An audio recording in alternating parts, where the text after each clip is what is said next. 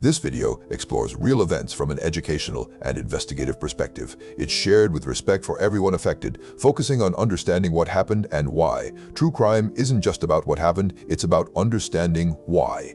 If you value that approach, consider subscribing. Your support through likes helps this content reach others who think the same way. Now then, from the outside, it looked like an ordinary night. A crowded movie theater, people settling into their seats, the quiet anticipation that comes just before the lights dim. Nothing about it suggested that it would become one of the most studied cases in modern criminal psychology. But what makes this story so significant isn't just what happened that night, it's what came before. The details that seemed small at the time, the patterns that didn't raise alarms, and the question that still lingers, could any of it have been seen earlier? At that point in his life, the individual at the center of this case appeared, on the surface, to be following a clear and structured path. He was 24 years old, intelligent, academically accomplished. Someone who had pursued higher education in a demanding and specialized field. He had enrolled in a neuroscience doctoral program, a path that required discipline, focus, and long-term commitment. From the outside, it suggested stability, direction, purpose. But there's something important to understand here. From a psychological standpoint, structure doesn't always equal stability. In fact, for some individuals, that structure can mask underlying struggles that aren't immediately visible. And this is where things take a turn. At some point during that academic journey, something shifted. He withdrew from the program, quietly, without drawing much attention. To the people around him, it may have seemed like a personal decision, a change of direction, something that happens more often than people think. But what makes this detail significant is what it represents beneath the surface. When someone steps away from a highly structured environment, especially one they've invested years into, it can sometimes indicate more than just a career change. It can signal a loss of identity, a disruption in routine, or a growing sense of disconnection. And routine, in cases like this, matters more than people realize. He had once followed a predictable path, academic schedules, research deadlines, daily patterns that created a sense of order.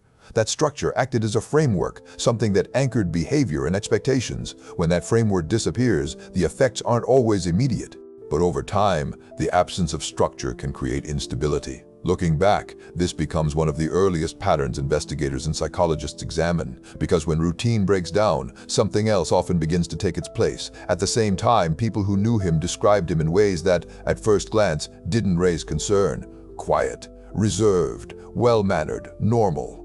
And that word, normal, appears again and again in cases like this. It's one of the most common descriptions given by acquaintances after the fact. But here's the detail that changes everything. Normal doesn't always mean emotionally stable. It often means that whatever someone is experiencing internally isn't being expressed externally in ways that others can easily recognize.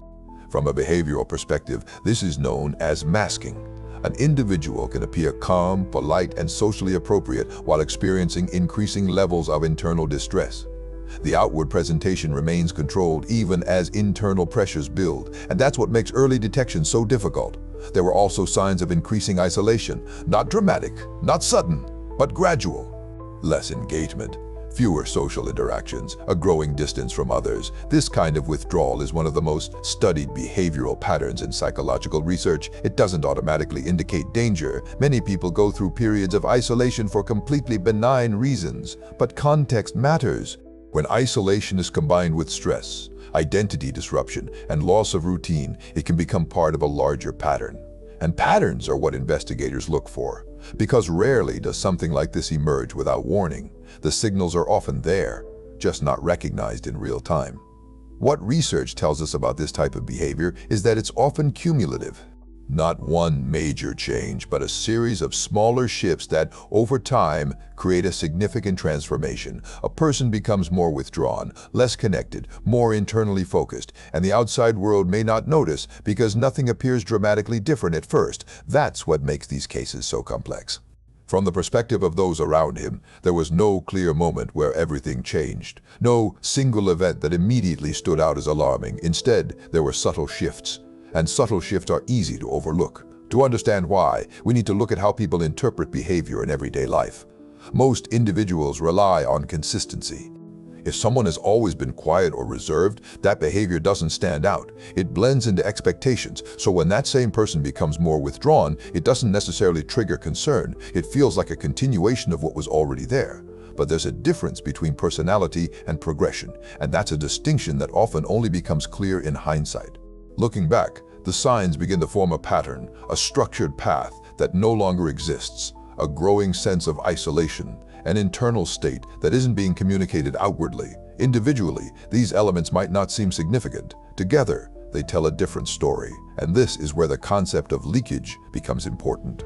In behavioral science, leakage refers to small, often indirect signals that reveal internal thoughts or emotional states. These signals aren't always obvious. They can be subtle changes in behavior, communication, or engagement.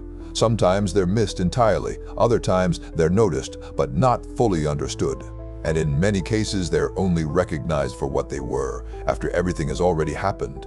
The challenge is that human behavior isn't always linear. People don't move from stability to crisis in a straight line. It's often uneven, gradual, complicated, which is why prevention isn't about identifying one single warning sign. It's about recognizing patterns over time. And that's what makes this case so significant, because when investigators and psychologists later examined the timeline, they didn't just focus on the event itself. They focused on the progression, the slow shift from structure to disconnection, from engagement to isolation, from outward normalcy to internal instability. And none of it stood out clearly until it was too late. At that moment, on that night, the people sitting in that theater had no way of knowing any of this. To them, it was just another evening, another movie, another routine experience. But behind the scenes, the conditions had already been set in motion. The patterns had already formed. The shift had already happened. And then, one decision changed everything. By the time that night arrived, everything appeared ordinary on the surface. It was a late screening, the kind that draws dedicated fans, people willing to stay out late for a premiere. The atmosphere inside the theater reflected that. Anticipation, excitement, conversations fading as the lights dimmed. A routine evening, predictable, but routine, as we've seen, can be misleading. At some point during the screening, something changed. Not gradually, not subtly, suddenly. A disturbance interrupted the experience. At first, it wasn't immediately clear what was happening. Confusion spread through the room. People tried to understand whether it was part of the film or something else entirely, and that moment of uncertainty matters. Because in unexpected situations, the human brain doesn't instantly recognize danger. It searches for familiar explanations first. It tries to fit new information into something that makes sense. That's why reaction time is often delayed in real-world emergencies. By the time people began to realize this wasn't part of the movie, the situation had already escalated. The environment shifted from controlled to chaotic. People moved quickly, some toward exits, others trying to help those around them. The structured setting of a theater, rows, aisles, limited exits, suddenly became part of the problem. And this is where environmental psychology becomes critical. In confined public spaces, movement is restricted. Decision-making becomes more difficult under pressure. Individuals rely heavily on instinct, often following the behavior of others. This is known as herd response. When people see others moving in a particular direction, they tend to follow, even if that direction isn't necessarily the safest option. It's not panic in the way people often imagine. It's rapid, instinctive decision-making under uncertainty. Emergency responders later analyzed how quickly the situation unfolded, and what stood out wasn't just the speed, it was how little time people had to process what was happening. Seconds, not minutes. That distinction matters, because it highlights how limited human response can be when confronted with something completely unexpected. Eventually, law enforcement arrived and secured the area. Outside the theater, officers located the individual connected to the event near a vehicle in the parking area. He was taken into custody without further incident. And at that point, the focus shifted from the event itself to understanding it, because what had just happened raised immediate questions, not just about the actions, but about the planning, the intent, the progression that led to that moment. And that's where the investigation began to expand. Inside the theater, investigators worked to reconstruct the timeline, every movement, every detail. They spoke with witnesses, reviewed the sequence of events, and began building a picture of what had taken place. But the theater was only one part of the story. There was another location that would become just as important, the individual's residence. When investigators examined that space, they encountered something that changed the direction of the case, not because it explained everything, but because it suggested preparation, and preparation introduces a different layer of analysis. From a criminological standpoint, there's a significant distinction between impulsive behavior and planned behavior. Impulsive actions tend to be reactive, triggered by immediate circumstances, often lacking long-term organization. Planned actions, on the other hand, involve time, intention, and forethought. And that distinction shapes how investigators approach a case. Because if something has been planned, it means there were earlier points where intervention might have been possible, earlier moments where patterns could have been identified, earlier opportunities to recognize escalation, but those moments are rarely obvious in real time. That's one of the most difficult aspects of these cases. Looking back, the progression can seem clear. But while it's happening, it often blends into everyday behavior, and this is where the investigation became more complex, because understanding what happened wasn't enough. They needed to understand why. Witness accounts provided fragments of information, observations, recollections, pieces of a larger puzzle, but human memory under stress isn't always reliable. Research shows that during high-pressure situations, memory can become fragmented. Details may be distorted, omitted, or unintentionally altered, which is why investigators rely on multiple sources: physical evidence, digital records, behavioral patterns. Each piece contributes to a broader understanding, and as those pieces came together, a clearer timeline began to emerge. But there was still something missing: a psychological explanation. And that's where the case began to shift again, because alongside the physical investigation, another process was unfolding: a mental health evaluation. This wasn't just procedural, it was essential. Because in cases like this, understanding the individual's mental state becomes a central factor in both the investigation and the legal process. Experts were brought in to assess behavior, cognitive patterns, and emotional functioning, not to excuse what happened, but to understand it. And this is where things become particularly complex. Mental health isn't a simple, binary condition. It's not a clear line between stability and instability. It's a spectrum, and individuals can function in certain areas of life while struggling significantly in others. Which brings us back to something introduced earlier, the idea of outward normalcy. Because one of the most challenging aspects of this case was reconciling how someone described as quiet, polite, and unremarkable could be connected to something so significant. But from a psychological standpoint, that contrast isn't unusual. In fact, it's often what makes these cases so difficult to anticipate. The external presentation doesn't always reflect the internal state, and without clear communication, those internal struggles remain hidden. As investigators continued their work, they weren't just building a case, they were mapping a progression. From structured routine to withdrawal, from withdrawal to isolation, from isolation to something more difficult to define. And each step raised another question, not just about what happened, but about whether it could have been recognized sooner. Because if patterns exist, then, in theory, they can be identified, but identifying them requires awareness, context, and sometimes hindsight. And that's what made this investigation so significant. It wasn't just about solving a case, it was about understanding a process. A progression that, once fully examined, would reveal far more than the events of a single night. But the most important part of that understanding, the part that explains everything, was still ahead. By the time the case reached the courtroom, much of the timeline had already been established. Investigators had reconstructed the sequence of events, the evidence had been examined. The progression, from structured routine to isolation, had been mapped out. But one question remained at the center of everything: why? And this is where cases like this become more than investigations. They become studies in human behavior. Because understanding what happened explains the event, but understanding why it happened is what gives it meaning. The legal process that followed involved not just facts, but interpretation. Experts were called to examine the individual's mental state, to evaluate patterns of thinking, emotional functioning, and behavioral consistency over time.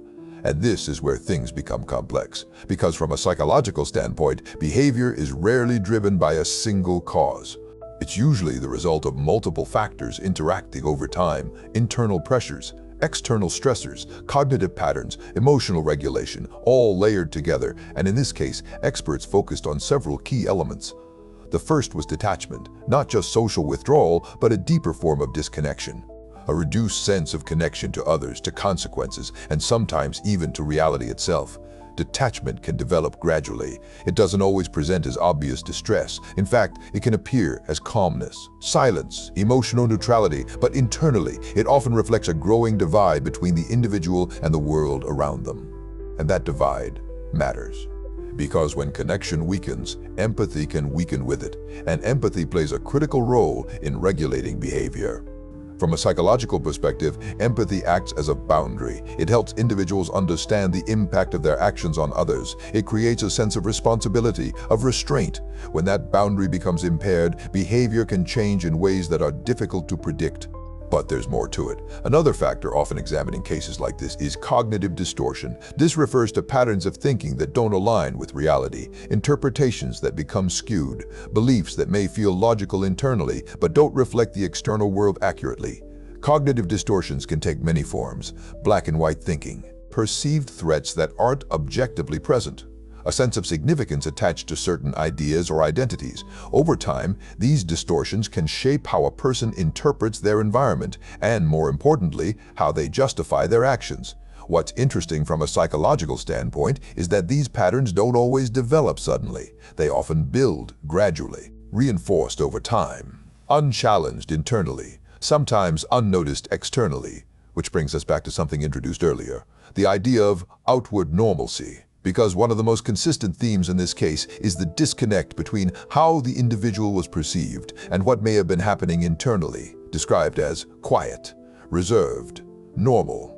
But as we've seen, normal is not always a reliable indicator of internal stability, and that's a critical lesson, because it challenges one of the most common assumptions people make, that concerning behavior will always be obvious. In reality, it often isn't, and that's what makes early identification so difficult. The mental health evaluations conducted during the legal process reflected this complexity.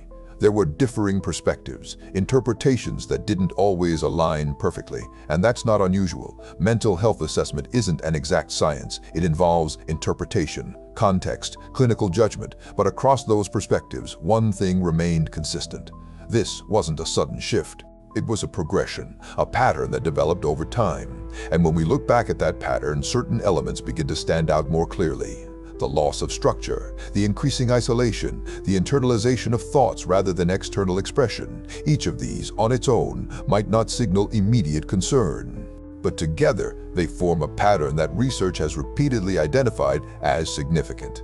And that's what makes this case so important from an educational standpoint, because it highlights how these patterns can exist quietly, without drawing attention, until something forces them into focus. But here's the part that matters most. Understanding these patterns isn't about assigning blame to the people around the individual. It's about awareness, because in many cases, the signs aren't recognized for what they are. They're interpreted through everyday assumptions. Someone is quiet. That's just their personality. Someone withdraws. Maybe they're just stressed. Someone changes direction. That's part of life. And often, that's true, but sometimes it's not. And the difference isn't always obvious, which is why prevention isn't about reacting to one behavior. It's about recognizing combinations, patterns that develop over time, signals that, when viewed together, suggest something deeper may be happening. This case teaches us that context matters. That behavior should be understood not just individually, but collectively. And that early intervention doesn't always require certainty. Sometimes it starts with awareness, with conversation, with paying attention to changes that feel subtle but consistent, because once patterns escalate, intervention becomes more difficult, and that's what makes early recognition so critical. Now, as the legal process concluded, the outcome reflected the severity of what had occurred. The individual was found guilty and received multiple life sentences, ensuring he would remain in custody for the rest of his life. But even with that outcome, the case didn't simply end, because its impact extended beyond the courtroom. It influenced how investigators approach similar cases, how institutions think about behavioral warning signs, how communities understand the importance of mental health awareness. And that's what makes this story significant, not just because of what happened, but because of what it reveals about behavior, about perception, about the gap between the two. And perhaps most importantly, about the importance of paying attention to patterns before they reach a critical point, because the most dangerous changes aren't always the loudest ones. They're often the quietest, the ones that develop slowly, the ones that blend into everyday life, the ones that don't stand out until they do. And that's what we can take from this, not fear, but awareness. Because understanding these patterns doesn't just explain the past, it gives us a way to better recognize the future.